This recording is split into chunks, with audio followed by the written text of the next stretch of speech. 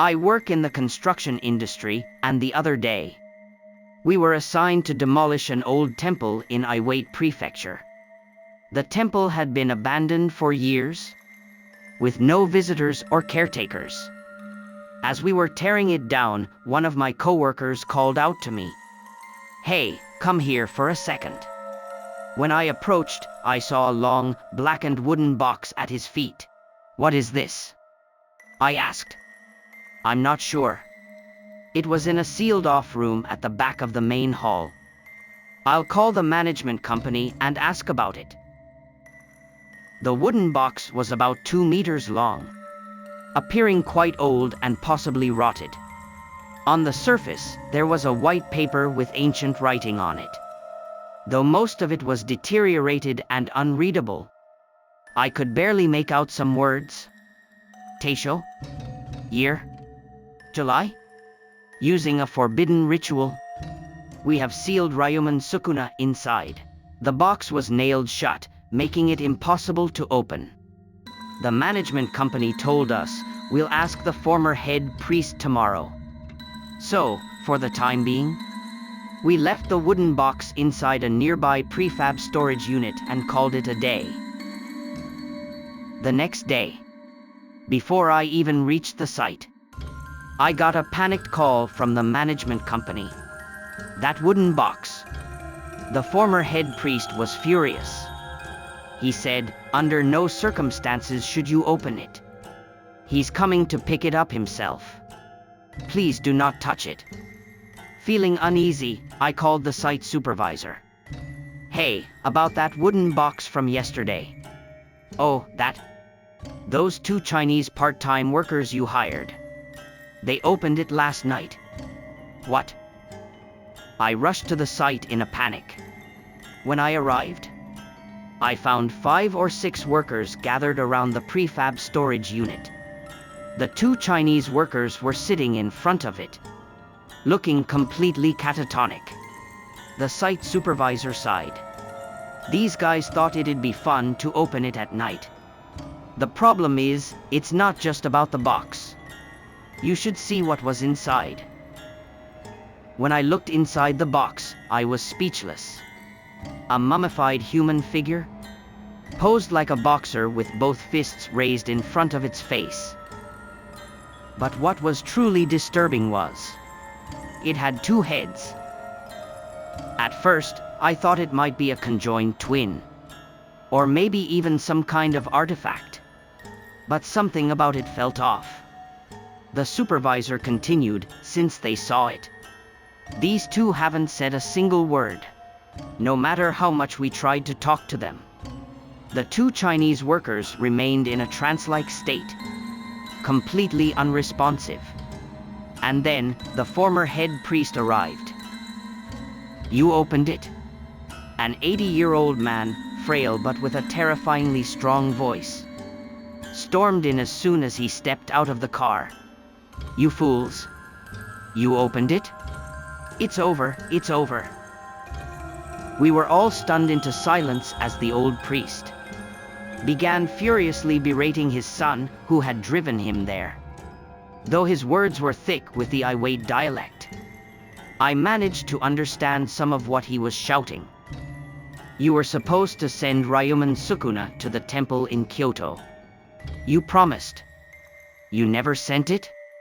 You idiot." Despite his old age, he screamed so loudly that it felt like the ground shook. Then, turning to us, he asked, "Who opened it?"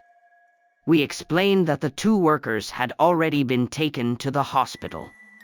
The priest sighed deeply and said, "They're already beyond saving, but I will at least purify you all." We were too scared to refuse. He chanted sutras for over 30 minutes, striking our backs and shoulders with a thick Buddhist scripture book. Before he left, he loaded the wooden box into his car, looked at us, and said, "I'm sorry, but you will not live long lives." The aftermath. One of the Chinese workers died in the hospital of a sudden heart attack. Even the doctors couldn't explain it. The other was institutionalized in a psychiatric ward. 3 other workers on site fell sick with a mysterious high fever. I stepped on a nail and had to get 5 stitches. I don't know what was really inside that box. But if I had to guess, I believe it was a real human being. A deformed child who was ostracized and sealed away because of their appearance. The rage and resentment in that mummified face was something I will never forget. I tried calling the former head priest several times, hoping to get answers. He never responded. But I did manage to get in touch with his son, a real estate businessman in his 50s. Surprisingly, he agreed to meet with me over drinks and talk. The truth behind Ryomen Sukuna. That night, I met the priest's son. Sorry about this. My father warned me not to talk. But since it's just over the phone, I'll tell you what I can. I asked, what was in that box? His answer shocked me.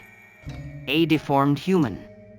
A real person from the Taisho era, who was exhibited in a freak show.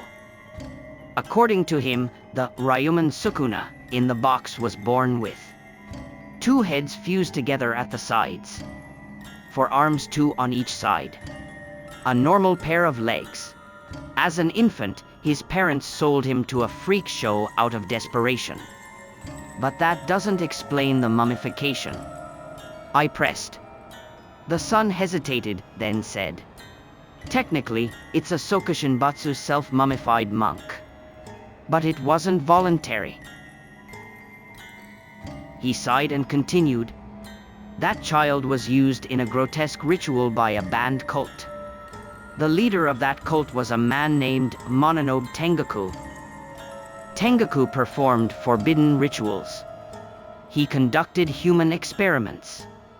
And he believed Ryomen Sukuna could become the ultimate curse. According to the priest's son, Tengaku locked multiple deformed children in a sealed chamber. Only one was allowed to survive.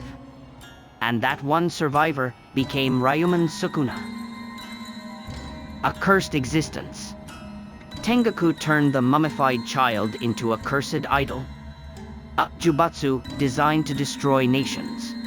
Inside its stomach, Tengaku placed the powdered bones of ancient rebels, warriors who had defied Japan's imperial rule centuries ago. And then, in 1923, on the very day of the Great Kanto earthquake, Mononobe Tengaku slit his throat in front of Ryomen Sukuna. He left a blood-written suicide note that simply read, Japan must perish. Where is Ryomen Sukuna now? After the earthquake, Ryomen Sukuna somehow ended up in Iwate. The priest's son refused to tell me where it is now. Ever since my father took it, strange cars have been following him. I can't reach him anymore. After the earthquake, Ryomen Sukuna somehow ended up in Iwate. The priest's son refused to tell me where it is now.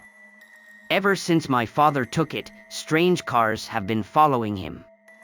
I can't reach him anymore. That was the last time we spoke. Even now, I still wonder, was it all just a coincidence? Or is Ryomen Sukuna's curse still at work?